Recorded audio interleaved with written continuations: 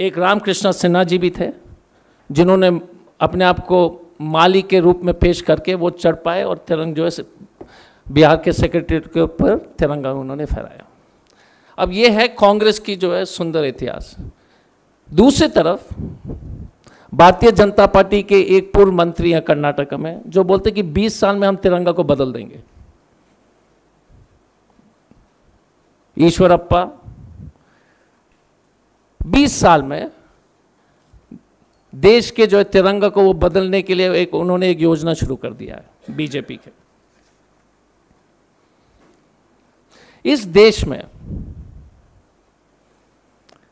झंडा हुबली के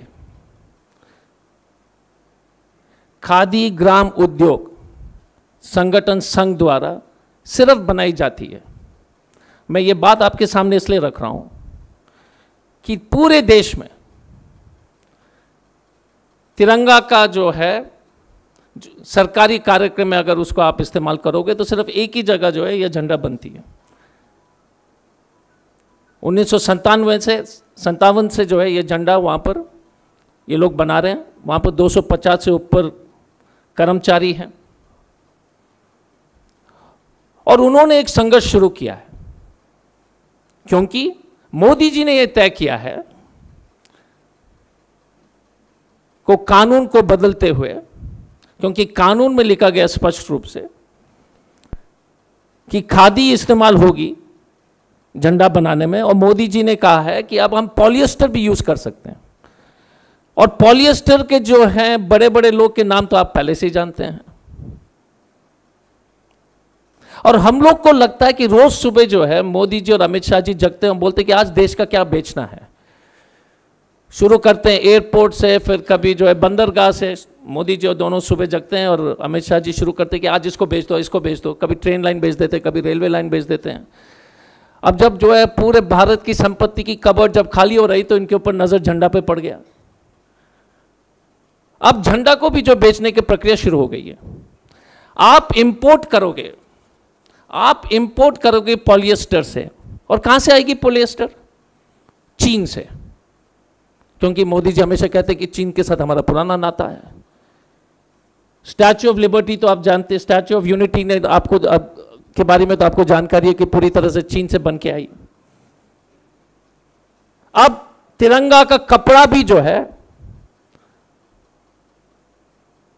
इनके हमारे दोस्त लोग के अलावा चीन के उद्योगपति को भी फायदा पहुंचाने के लिए मोदी जी ने कानून में संशोधन लाया है। मैं आपको 2-3 उदाहरण देना चाहूंगा। हाँ, उससे पहले आप सब लोग को मालूम है कि स्वतंत्रता संग्राम में तो आरएसएस और बीजेपी और हिंदू महासभा के किसी तरह का योगदान नहीं था।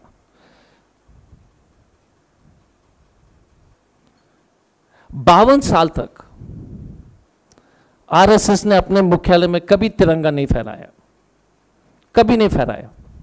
और इतने बेशर्म है बीजेपी के लोग कि जब हमारे कांग्रेस की यूथ कांग्रेस के कार्यकर्ता ने 26 जनवरी 2001 में जब झंडा फहराने, आरएसएस मुख्यालय में झंडा फहराने की कोशिश की तो उनके ऊपर केस किया। और गलती क्या थी इन 9 युवकों का कि इन्होंने आरएसएस मुख्यालय में तिरंगा फैलाने की कोशिश किया। केस किसने किया? आरएसएस ने। तो जिस पार्टी में दूर दूर तक ये स्वतंत्र संग्राम से कोई संबंध नहीं रखता है, हमेशा तिरंगा को उन्होंने अपमानित किया है। अब ये जो है खादी को भी खत्म करने के लिए इन्होंने ठान ली कि खादी उद्योग को भी इस देश में पूरी तरह से खत्म कर लेंगे। खादी उद्योग से संबंधित करीब 1.5 करोड़ कर्मचारी हैं। 1.5 करोड़, 10 करोड़ के आसपास परिवार उससे संबंध रखते हैं, क्योंकि 1.5 करोड़ अगर हथकरघा हैं तो इसका मतलब है कि 10 करोड़ लोग के ऊपर जो है मोदी जी ने गरीब लोग के ऊपर बीजेपी ने सीधा हमला किया है। अगर देश के 75वीं स्वतंत्र दिवस के नाम पर मोदी जी ने ऐलान किया कि घर घर तिरंगा, उनका कहना था कि घर घर चाइना, क्योंकि पॉलिएस्टर है चाइना से, तो घर घर चाइना को बेचने का जो काम मोदी जी कर रहे हैं। और चीन के साथ क्या प्रेम है इस पर तो हम सक्षम नहीं उनसे पूछने के लिए, लेकिन जो चीन हजारों किलोमीटर हमारा जो है भारत माता की जमीन को कब्जा करके रखा हुआ है, जिस चीन के साथ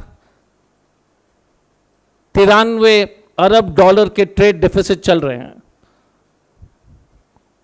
और सिर्फ ऐप को बैन करके मोदी जी खुश हैं।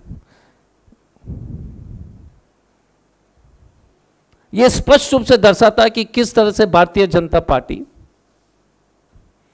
देश को बर्बादी के रास्ते में ले जा रहे हैं। मैं आपको कुछ फोटो दिखाना चाहूंगा कि किस तरह से हमारे माननीय प्रधानमंत्री जब भारतीय जनता पार्टी के लोग क्या करते हैं। अब देख लीजिए 2006 का योगा डे का फोटो है। अब कोई गमछा वमछा नहीं मिला था तो तिरंगा लेकर के जो पसीने पहुंच लेंगे प्रधानमंत्री जी।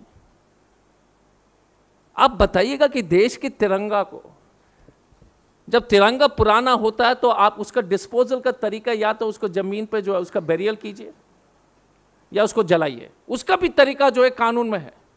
और उस तिरंगा को जो है मोदी जी क्या करते हैं, मुंह पहुंचने के लिए। यार प्रधानमंत्री जी के पास और कोई गमछा नहीं मिला क्या? आप दूसरा फोटो देख लीजिए। देशद्रोही है, मैं बता रहा हूं, इनके डीएनए में, क्योंकि इनको कभी मतलब ही नहीं था देश से। दूसरा है कि कल्याण सिंह जी के जो है पार्थिव शरीर के ऊपर तिरंगा है, उसके ऊपर किसका झंडा है? तिरंगा के ऊपर भारतीय जनता पार्टी का फोटो है। भाई साहब, आप देश को अपमानित कर रहे हो कि देश जो है बीजेपी के नीचे है। तीसरा देख लीजिए, ये कपिल मिश्रा जी है, 2020 में तिरंगा जो है लहराते हुए गोली मारो, गोली मारो, बीप, गोली मारो, शब्द तो इस्तेमाल नहीं कर सकता हूं पीसी में, गोली मारो, बीप, गोली मारो। यह है तिरंगा के लिए किस लिए इस्तेमाल किया जा रहा है। और तो और इनकी असली मानसिकता भारतीय जनता पार्टी का जो है मध्य प्रदेश में कार्यालय में इन्होंने अपने जो असली चेहरा दिखा दिया कि तिरंगा जो है बीजेपी के झंडे के नीचे है। ये स्वतंत्रता दिवस में भारतीय जनता पार्टी के कार्यालय में मध्य प्रदेश में, भारतीय जनता पार्टी के कार्यालय में आप देख लीजिए। और ये गलती नहीं हो रही है क्योंकि इनको मतलब ही नहीं है झंडा से, मतलब ही नहीं है आजादी से, सिर्फ व्यापारी है। देश भर में कर्नाटक खादी ग्राम उद्योग संयुक्त संघ के द्वारा आंदोलन शुरू की जा रही है। कांग्रेस पार्टी उसकी पूरी तरह से समर्थन करती है। 30 जुलाई को एक ध्वज सत्याग्रह इस संगठन के द्वारा की जा रही है। कांग्रेस पार्टी का समर्थन है और कांग्रेस पार्टी पूरी तरह से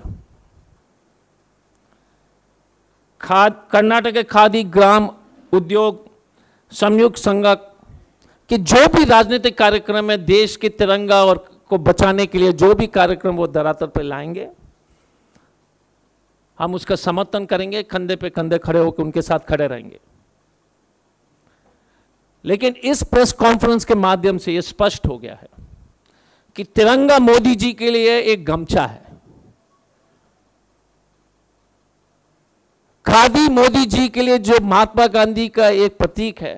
खादी जो कोई मायना नहीं रखता। मोदी जी बोलते हैं बी वोकल अबाउट लोकल। मुझे लगता है कि वो लोग शंघाई के लोकल हैं, इसलिए बोलते हैं कि बी वोकल अबाउट लोकल। चीन से आ रही है कपड़ा।